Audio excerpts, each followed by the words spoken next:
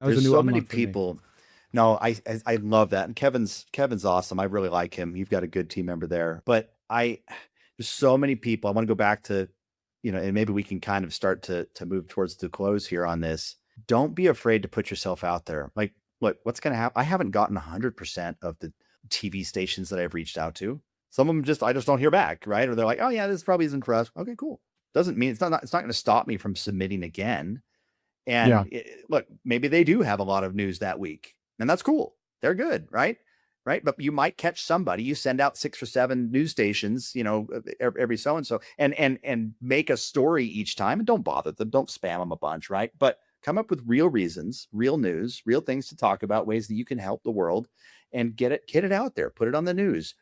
Same thing, by the way, for digital print. Like there's, the Provo Daily Herald, right? They've got a bunch of writers Hmm. over there looking for stuff to write on every day. Same thing. Hey, I've got an idea, right? And I've done this with my last company, Seek. If you just type Seek John Chaney and just Google it, you'll find 50 to 60 articles and news things and clips. I've been doing this for a decade. This is not new. I've been doing this for a long time. And again, we wouldn't pay for marketing over there. And I worked with many of the biggest companies in the world, Nestle, Lego. I remember we got Nestle I did an article in a publication called Raconteur that's out of London, and they actually print it and then it's digital and whatever. And Nestle's like, yeah, I read about what you were doing with augmented reality and all this stuff, and I want to work with you. And it's like, sweet. We landed a huge client in Nestle that ended up, we probably made $1 million from that client over the years, right? It was probably a 3-year, 300,000 a year. So, roughly type contract. And it's free. It's free, guys. Right. But you have to not be afraid to put yourself out there.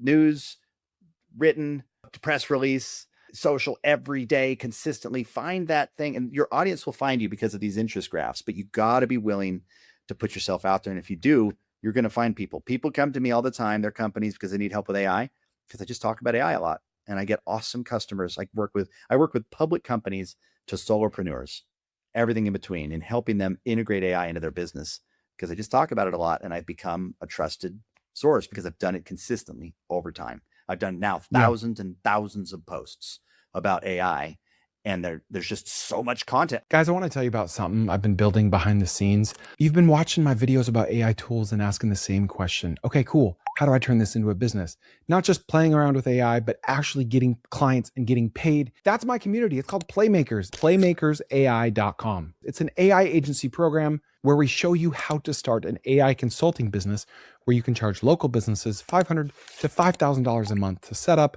and manage AI tools for them. It's not a course you watch and forget about. We do 3 to 7 live training calls every week, taught by me and 23 other expert AI agency owners. You get plug and play templates, Claude code tutorials, AI voice agent frameworks, automation templates, and a 30-day roadmap so you don't fall off track. This is stuff you can just copy, paste, and deploy for clients on day one. And of course, how to find clients as well. We also have a 5-day first client challenge where we can walk you through landing your first paying client in 5 days. You also get my frameworks for cold email, Facebook ads, SMS, cold calls. And then I hand you my leads galore spreadsheets with actual leads in your niche, in your area. We've already got over 200 people in there building real agencies. And if you miss a live call, it's all recorded. So if you've ever thought about starting an AI consulting business or AI implementation business, go check out playmakersai.com. Also, when you post something online, you know this, Chris, too. When you post a YouTube video, it's there forever. It's evergreen, right? It keeps feeding you for years. And you don't need a lot of views. You just need the right views. Totally. I'll wrap with this. I'm not going to tell this whole story because I've told it a zillion times. And anytime I go on a podcast, it's like one of the first things they ask me is my Buc-ee's story. But I went to Buc-ee's, I bought one of everything, but none of that happens if I don't cold email like 5 reporters. I emailed more than that, but only a couple responded. And this one article right here by Dan Solomon, the Texas Monthly, they've got like 5 million monthly subscribers. It's the biggest news outlet in the state of Texas. Published on November 12th, 2020. This one article was responsible for 180,000 in sales in our first month. I love it. And so awesome. this year, we're still in business 6 years later. We'll do over $1 million in net profit. And none of that happens without this article, because this article led to the Southern Living, which led to the Eater article, which led to the CNET article, which led to everything. And it was all one email to a guy. And I just went to his byline. His email's right there. I didn't use expensive or fancy software. I just opened my Gmail account and was like, I bought one of everything at Buc-ee's and I'm going to sell them on a website. Do you want to write about that? And we were on the phone within an hour. That's it. The asymmetric bet of a lifetime, right? One email, millions of dollars, 6 years later. So I have to share something that has always inspired me. And maybe I learned it from him indirectly because he told me it a long time ago. But have you ever met Garrett Gee? Like the bucket list family guy? The bucket list family guy? He travels the world with his family, and he has millions of dollars because he sold a company to Snapchat. The way that he did it, he built this app that was a QR code scanning app. And this is back in I want to say 2012 or so, before, it was, QR code scanners were part of your just everyday camera on your phone.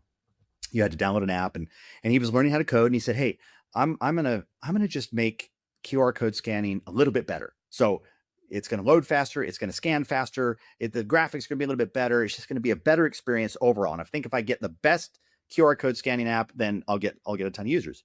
And he built it, and it was awesome. He's getting some users. He started to get hundreds, a couple thousand, whatever. And so he's like, okay, people like it. It's getting good reviews. And so he identified somebody in TechCrunch. He's like, people that are reading TechCrunch are my buyer. They're the ones that are going to download this and use it.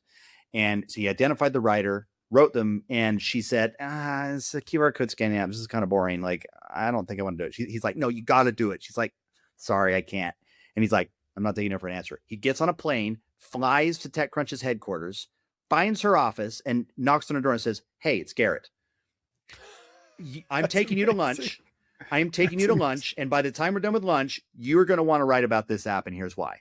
And she's like, well, you're crazy, but yeah, let's go to lunch. Let's do this. And so they just go down and find some cafe and sit and whatever. But then she's like, I just love the story. And the fact that you showed up here gives me an angle, and I'm going to write about it. Yeah.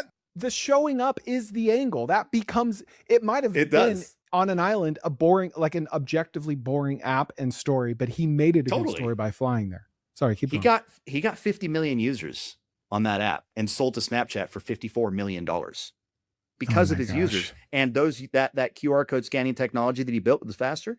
That was the basis for Snap codes, right? He built the technology that ended up being inside of Snap codes. And the real value was, anyone could build the QR code thing. And so they could have redone it, but they're just like, hey, let's just buy this. And it has 50 million users, and we'll pull them all into Snap, right? That was the value, is those users. But that's just another example. It's just like your Bucky story reminded me of that. And again, I've done it to, not to the degree of your Bucky story or of Garrett's thing, John, but it's awesome.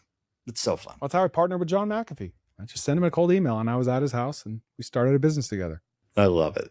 You just got to go. John. You just got to, you miss 100% of the shots you don't take. I wrote Mark Cuban when I founded Seek. Yeah. I wrote Mark Cuban, just found his email online. I was like, hey, what do you think about this? Are you interested in investing? I was raising some money.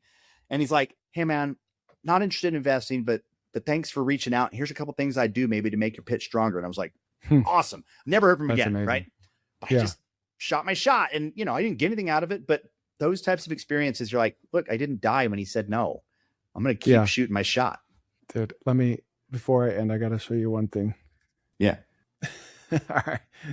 I'm embarrassed to show this, but whatever. Let's just YOLO it. So that's what we're talking about right now. It doesn't matter. No shame. Putting yourself out there. I moved to Dallas in the spring of 2014, 12 years ago, from Alabama. Yeah. And I had heard that Mark Cuban responds to emails. So I Googled his email right here. I said, you coined entrepreneur, I coined non-entrepreneur. I don't know why that was the subject. Hey, Mr. Cuban, I just wrote an article on Medium I thought you'd like. I don't even remember what that is. Let's see if it works. There it is. Still there? Nice. Why non-entrepreneurs disdain entrepreneurs, the empowerment of Googling stuff. I don't even remember this. I need to read that. Anyway, I've grown my B2B company, LCD Cycle, from 30K to 600K a month in my first 17 months. And we're moving out to Dallas for a more centralized distribution. You and Musk are my entrepreneurial role models. Thanks for the example. I'd love to work with you someday. And he responded congrats within 17 minutes, 8 plus 15 minutes, and said, congrats. And then I said, remember my name. You'll be hearing about me soon enough. He never responded. Yeah, that's so funny. Whatever. Like, shoot your shot. Who cares? Yeah, you just never know what opening a dialogue somewhere could do. Yeah, it's so fun. That's to me, Chris, that is the joy of entrepreneurship. It's like, you just try a bunch of things and you fail. Asymmetric bets. Until you figure it out, and then you're succeeding overnight, right? It's not that. It's you have to just know that the failures are not actually failures. You're just learning what doesn't work. Yeah. And eventually it all lines up and you figure it out. But you got to keep doing it.